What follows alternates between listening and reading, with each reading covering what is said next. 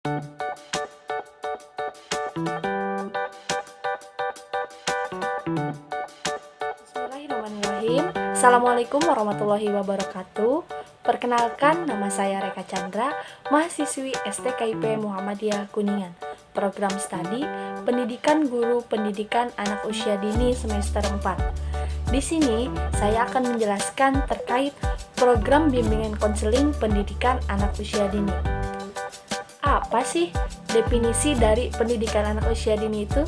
Ya, berdasarkan Undang-Undang Republik Indonesia Nomor 20 Tahun 2003 tentang Sistem Pendidikan Nasional Pasal 1 Ayat 14 yang berbunyi, pendidikan anak usia dini adalah suatu upaya pembinaan yang ditujukan kepada anak sejak lahir sampai dengan usia 6 tahun yang dilakukan melalui pemberian rangsangan pendidikan untuk membantu pertumbuhan dan perkembangan jasmani dan rohani agar anak memiliki kesiapan dalam memasuki pendidikan lebih lanjut. Kemudian ada menurut Marjorie Ebek dalam Hibama S 2005 menyatakan bahwa pendidikan anak usia dini adalah pelayanan kepada anak mulai dari lahir sampai umur 6 tahun.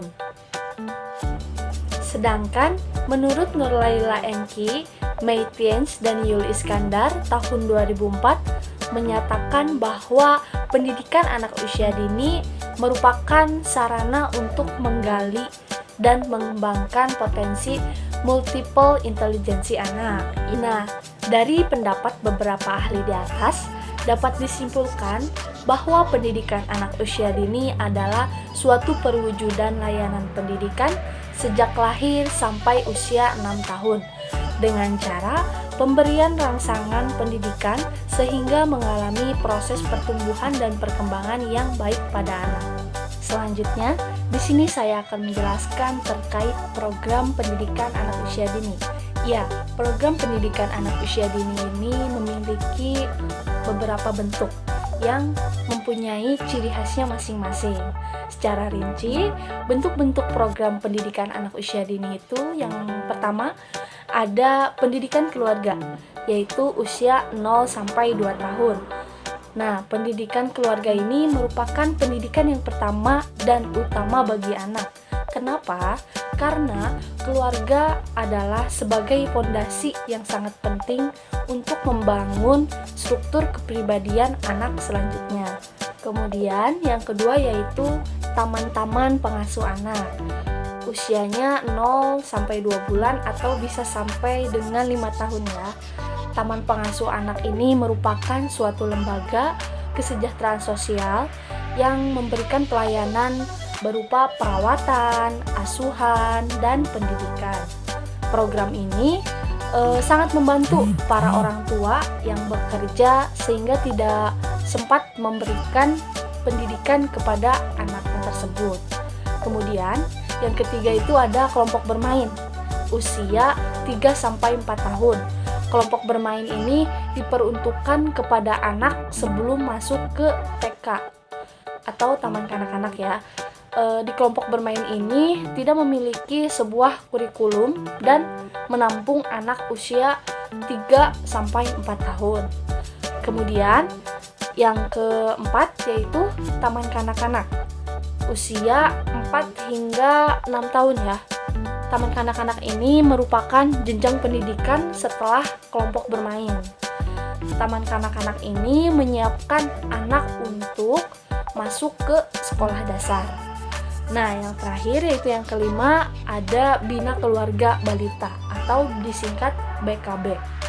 Bina Keluarga Balita ini merupakan suatu kegiatan yang bertujuan memberikan pengetahuan dan keterampilan kepada orang tua mengenai bagaimana caranya mendidik, kemudian mengasuh, dan memantau pertumbuhan dan perkembangan anaknya tersebut. Cukup sekian penjelasan materi dari saya. Untuk materi selanjutnya yaitu akan disampaikan oleh Nisa Siti Ropiah Awalia. Terima kasih. Nama saya Nisa Siti Ropiah Awalia. Di sini saya akan melanjutkan materi yang telah disampaikan oleh Reka mengenai tentang program bimbingan konseling pada anak usia dini. Dari beberapa program yang telah disampaikan sebelumnya, bahwa yang perlu diingatkan oleh orang tua adalah lingkungan keluarga. Karena anak bisa berkembang dengan lebih baik karena lingkungan keluarga itu sendiri. Jadi, keluarga harus memberikan contoh yang baik, terutama dari segi mengikuti, mengindahkan, melakukan, dan berbicara. Karena anak memiliki watak meniru, yang berarti anak akan meniru apa yang dilakukan oleh keluarga tersebut. Kemudian, tujuan utama diselenggarakannya bimbingan konseling pada anak usia dini ini adalah untuk mengantisipasi atau mengambil tindakan preventif terhadap munculnya permasalahan pada anak. Dengan demikian, bimbingan konseling ini tidak hanya diperuntukkan untuk anak yang bermasalah saja, melainkan kepada mereka yang tidak bermasalah juga. Karena dengan kata lain, mencegah permasalahan terhadap anak jauh lebih mudah daripada mencegah permasalahan pada orang dewasa. Program bimbingan konseling pada anak usia dini ini sangatlah penting ya, terlebih jika dilakukan secara terus-menerus sampai perguruan tinggi, maka hasilnya akan jauh lebih baik atau jauh lebih memuaskan dibandingkan dengan bimbingan yang sifatnya eksidental. Penekanan bimbingan konseling pada anak usia dini ini tidak hanya difokuskan untuk perkembangan dan pertumbuhan saja, melainkan diharuskan untuk menemukan dan membantu anak dalam mencari jati dirinya. Penemuan jati diri sejak dini dapat membantu anak dalam menemukan minat dan bakat serta potensi yang dimiliki oleh anak. Baik, dapat kita simpulkan bahwa bimbingan konseling pada anak usia dini ini sangatlah penting, terutama dalam mengantisipasi anak agar tidak bermasalah.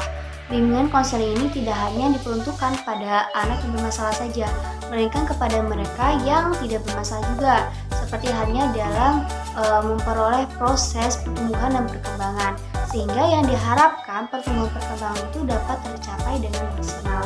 Selain itu juga, program bimbingan konseling ini dapat membantu anak dalam menemukan jati dirinya, karena penemuan jati diri pada usia dini ini dapat membantu anak untuk mencari minat dan bakat serta potensi yang dimiliki. Mungkin cukup sekian yang dapat disampaikan, kurang lebihnya mohon maaf. Billahi taufiq wal hidayah. Wassalamualaikum warahmatullahi wabarakatuh.